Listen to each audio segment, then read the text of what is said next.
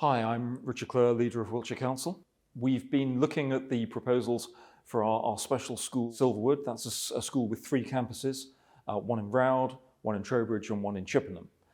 Initially, our plans had been to look at bringing everyone together on one site in Rowd, but as things have developed, as things have moved forward, and with the increasing number of people who are getting EHCPs, young people who have special educational needs, it's become very clear that actually what we need is a broader solution than that.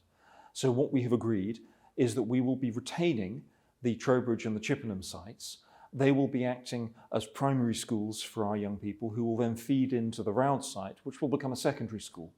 And I think that's really good for young people with SEND, because they will be mirroring the same experience that every other child gets of going to primary school and then moving on from primary to secondary, and that growth and that experience and that growing up that comes with it. So significant investment going in and really good news. We've approved a new programme called Pathway to Beds. What does that mean? I'm sure you'll have heard about issues with transfer of care and people being caught up in hospitals, filling up beds that when they're healthy enough to move on because there isn't availability for them to do so. It's really important that we as a council do everything we can to help the NHS clear patients out of hospital when it's time for them to go home as fast as we can.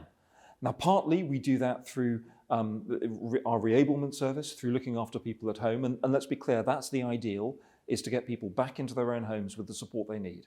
But sometimes people need a little more assistance, not necessarily clinical, but assistance before they're able to go home.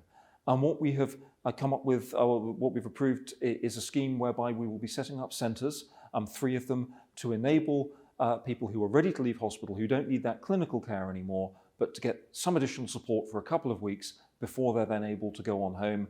It clears hospital beds for people who've got the clinical need, but provides that reassurance and that step process in terms of getting people back on their feet.